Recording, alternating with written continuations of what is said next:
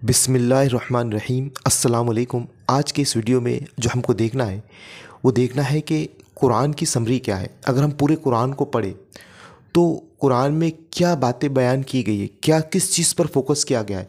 अगर मैं आपके सामने रखूँ, अगर मैं आपके सामने कुरान की समरी रखूँ कि पूरे कुरान जिसमें 30 पारे हैं और 114 सूरतें हैं, तो उन तमाम सूरतों में या इन 30 पारों में किस चीज़ की सबसे ज़्यादा एक्सप्लेन किया गया है, किस चीज़ को सबसे ज़्यादा बताया गया है, या देखें कि कुरान का खुलासा क्या है, कुरान की समरी क्या है।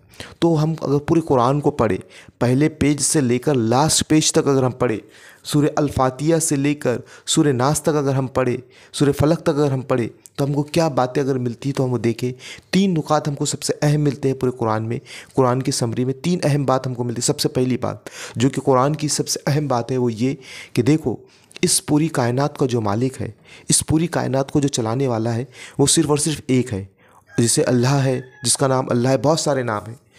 तो इस पूरी कायनात को चलाने वाला मालिक सिर्फ़ और सिर्फ एक है। और कुरान ने कहा कि उस रब को पहचानो कि उस वो रब है जो इस पूरी कायनात को चला रहा है। इस पूरी कायनात को चलाने वाला सिर्फ़ और सिर्फ अल्लाह ताला है, अल्लाह के अलावा कोई नहीं। दूसरी बात, इस बात को अल्लाह ने बहुत ज़्यादा फोकस किया, बहुत बार किया कि जो लोगों ने दिल से जो खुदा बना रखे हैं, ये फ़लाँ खुदा, ये फ़लाँ खुदा, ये फ़लाँ खुदा, ये तमाम जो खुदा है, ये तमाम जो माबूद है, ये तमाम की तमाम झूठे हैं, इनकी कोई हकीकत नहीं। और अल्लाह ताला ये कहता है कुरान मजीद में सूरह निसा में कि अल्लाह ताला शिर्क के अलावा तमाम गुनाहों को माफ़ कर देगा, लेकिन शिर्क को माफ़ नहीं करेगा। शिर्क कहते किसे? बहुत बड़ी टर्मोलॉजी इस्लाम की, कुरान की। शिर्क ये है कि अल्लाह को छोड़कर किसी और की इबादत, पूजा, परस्तिश, भक्ति करना, ये शिर्क है। और ये कुरान के नज़दीक, अल्लाह के नज़दीक सबसे बड़ा पाप है, सबसे बड़ा गुनाह है। जो भी ये करेगा अल्लाह ताला उसको जहन्नम में डालेगा। अब जाहिर सी बात है कि जिस मालिक ने इस पूरी कायनात को बनाया है, उसको छोड़कर किसी और की बंदगी की जाए, किसी और की परस्तिश की जाए, किसी और की पूजा की जाए, तो सबसे पहला पॉइंट जो कुरान का हमको मिलता है वो ये कि इस पूरी कायनात का, इस पूरी सृष्टि का अगर कोई मालिक है, कोई पालनहार है, तो वो सिर्फ़ और सिर्फ अल्लाह है, अल्लाह के अलावा कोई नहीं है। अब आप देखिए, जिस कंडीशन में, जिस वक्त कुरान नाजिल हुआ, तो उस वक्त जो मोहम्मद सल्लल्लाहु अलैहि वसल्लम ने जब कुरान की, इस्लाम की दावत दी, तो उस लोग बहुत मूर्तियाँ बनाते थे, खुद हाथों से मूर्तियाँ बनाते थे, अलग अलग मूर्तियाँ थी और उन मूर्तियों को पूजते थे, लात, उज़्ज़ा, हुब्बुल। तो अल्लाह ताला ने इन तमाम मूर्तियों को कहा कि ये कुछ नहीं कर दे सकते। तमाम नफ़ा और नुकसान पहुंचाने वाली जो ज़ात है वो सिर्फ़ और सिर्फ अल्लाह ताला की ज़ात है। इन मूर्तियों के बारे में कहा कि वो मूर्तियाँ जो तुम खुद अपने हाथों से बनाते हो, तो वो किस तरह से तुमको फ़ायदा और नफ़ा पहुंचा सके, तुम्हारे पर वो मूर्तियाँ खुद तुम्हारे पर डिपेंड है। बल्कि जो अगर तुम उसे खिलाओगे, तुम उनकी सफाई सुथराई करोगे, तो साफ़ और सुथरी रहेंगी। दूसरी पॉइंट ये है कि आप देखें कि अल्लाह ताला वो है, अल्लाह ताला ने कहा कि कुल अल्लाहु अहद, आप कह दोगे अल्लाह एक है, अल्लाहु समद, वो किसी पर डिपेंड नहीं, वो बेनियाज है। लम यलिद, ना उसकी कोई औलाद है, वलम यूलद, और ना वो किसी की औलाद है, वलम यकुल लहू कुफुवन अहद, और उसके जैसा कोई नहीं, उसका कोई हमसर नहीं, उसके जैसा कोई नहीं। तो ना खुदा की डेफिनेशन कुरान में सूरह अल इखलास में दी गई कि खुदा एक है, वो अकेला है, ना उसकी कोई औलाद है, ना वो किसी की औलाद है, ना उसकी बीवी है, और उसके जैसा कोई नहीं।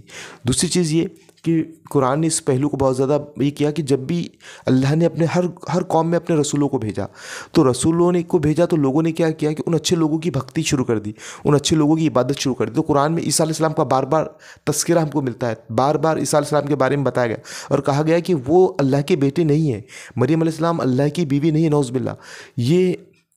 ये कि अल्लाह के वो रसूल है, अल्लाह के पैगाम को उन्होंने अल्लाह के बंदों तक पहुंचाया। लेकिन बाद में लोगों ने क्या किया कि लोगों ने उनकी बंदगी और भक्ति शुरू कर दी। तो पहला पॉइंट हमको जो कुरान में मिलता है वो सिर्फ़ और सिर्फ ये है कि इस पूरी सृष्टि का मालिक, इस पूरी कायनात का मालिक जो है वो सिर्फ़ और सिर्फ अल्लाह है, अल्लाह के अलावा कोई नहीं है जिसकी भक्ति, इबादत और परस्तिश की जाए। दूसरा पॉइंट हमको मिलेगा कुरान में कि ये बात बताने के लिए अल्लाह ताला ने अपने पैगंबर भेजे, अपने प्रेषित भेजे कि देखो कि इस सृष्टि के बहुत सारे मालिक नहीं है, इस कायनात के बहुत सारे मालिक नहीं है, सिर्फ एक अल्लाह है, उसकी इबादत करो, उसकी बंदगी करो। हम उसकी तरफ से रसूल बनाकर भेजे गए, ये किताबें हैं, इनको पढ़ो, इनके मुताबिक अपनी लाइफ इसके मुताबिक अपनी ज़िंदगी गुजारो। अब आप देखो कि यही बात बार बार अल्लाह ने अपने नबियों के ज़रिए से, अपने पैगंबरों के ज़रिए से, अपने प्रेषित के ज़रिए से बताई। फिर लोगों ने क्या किया, इन प्रेषित की भक्ति और इबादत शुरू कर दी। तो दूसरा नुक्ता जो तो कुरान का था, वो जो मैं बताना चाह रहा था, वो रिसालत है कि देखो कि इस सृष्टि का मालिक सिर्फ और सिर्फ अल्लाह है। इस पैगाम को बताने के लिए अल्लाह ताला ने अपने प्रेषित भेजे, उन प्रेषितों के साथ, उन पैगंबरों के साथ अपनी किताबें भेजी। आखिरी जो किताब है वो कुरान मजीद है, जिसमें कोई तब्दीली नहीं की गई। आप देखिएगा कुरान वो किताब है जो करोड़ों लोगों को याद है, जिसमें एक नुक्ते का, एक हुर्फ का भी कोई फ़र्क नहीं है। अगर इंडिया में जो कुरान है, वो दुनिया के हर कोने में उसी तरह से कुरान हमको मिल जाएगा।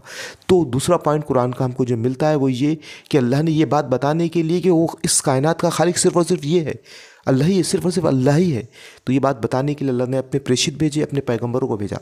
तीसरा नुक्ता जो हमको मिलता है कुरान का कि देखो कि अगर कुरान ये बताता आखिरत के मरने के बाद की ज़िंदगी, कि इंसानों ने मन घड़ के मरने के बाद, हमने कभी सोचा है कि मरने के बाद हमारे साथ क्या मामला पेश आने वाला है। ये जो हमको ज़िंदगी मिली है ये एक ज़िंदगी, लेकिन मरने के बाद क्या होने वाला है। तो कुरान ये कहता है कि मरने के बाद अल्लाह ताला तमाम इंसानों को उठाएगा और फिर उनके आमाल के मुताबिक कि उन्हें कैसे कर्म किए, उन्हें कैसे काम किए, दुनिया में अच्छे काम किए या बुरे काम किए, उसके एवज़ में उनको जन्नत या जहन्नम मिलेंगी।